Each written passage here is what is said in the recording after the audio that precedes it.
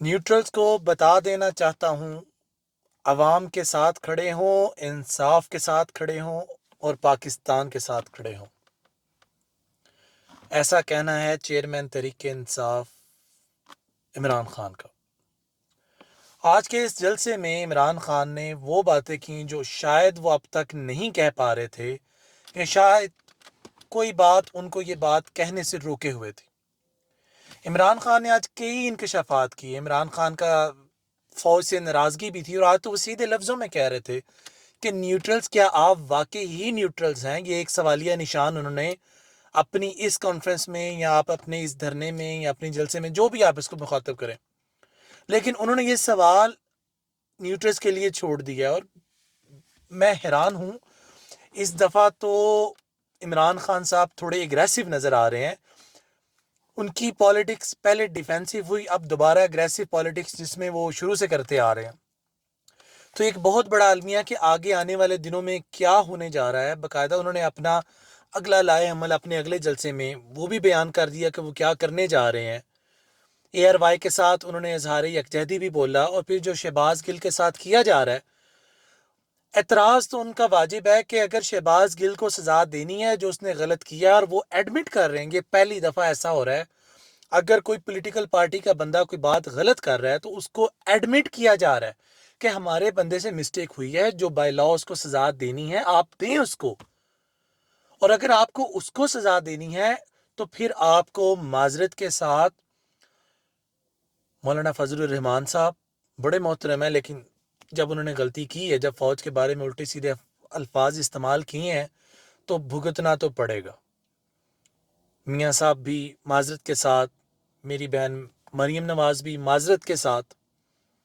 خواجہ صاحب، آپ نے تو بہت بڑا الزام لگایا کہ فوج نے ہماری ہڈیوں کے اوپر سے گوشت نوچ لیا، تو معذرت کے ساتھ اگر نشان عبرت گل صاحب کو بنایا جا رہا ہے تو اس کے ساتھ ایگزامپلز اور بھی سیٹ ہونی چاہیے۔ یہ سوال تو ویلڈ کویسچن ہے، اس پہ تو کوئی بھی جو شعور رکھتا ہے وہ اس کویسچن کو غلط اور بیس لیس نہیں کہے گا۔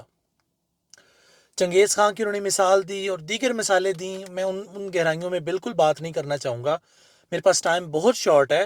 میں صرف اتنا کہنا چاہوں گا جو آج ہوا ہے یہ چیزیں اوائڈ کی جا سکتی تھی، ان چیزوں سے بچا جا سکتا تھا اگر آپ سے مراد ہماری اسٹیبلشمنٹ اگر کوئی بہتر رستہ اختیار کرتی۔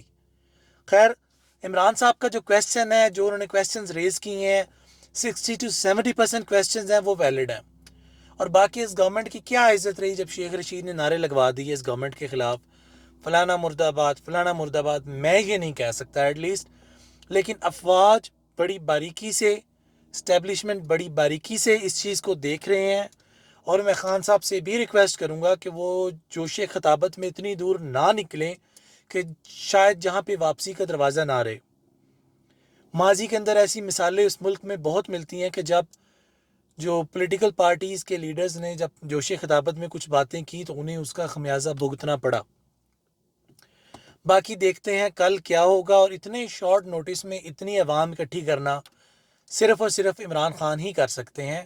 حالانکہ اس کے اسلام آباد کے اندر کرفیو لگا ہوا ہے، اسلام آباد کے اندر لوگ اکٹھے کرنا کوئی آسان بات نہیں تھی، لیکن خان صاحب نے ایک دفعہ پھر کر کے دکھایا کہ وہ سلیکٹڈ نہیں، الیکٹڈ ہے۔ اور جب پی ڈی ایم اگر ایسا کر کے دکھایا ودن 24 آورز نوٹس، جب ادارے خلاف ہوں، جب اسٹیبلشمنٹ خلاف ہو، اور جب ساری چیزیں خلاف ہوں، میرا نہیں خیال جو ہماری پی ڈی ایم ہے 5000 بندہ بھی اکٹھا کر سکتی ہے۔ تو ایک بات تو ماننی پڑے گی، خان صاحب کے ساتھ عوامی مینڈیٹ شامل ہے، عوام کی سپورٹ اور ہمدردیاں خان صاحب کے ساتھ شامل ہیں، تو اس کو نگلیکٹ نہیں کیا جانا چاہیے۔ میں آپ سے اجازت چاہوں گا، ویڈیو لمبی ہو رہی ہے، اگلی ویڈیو میں انشاءاللہ نئے اپڈیٹس کے ساتھ حاصل ہوں گے۔ اللہ حافظ۔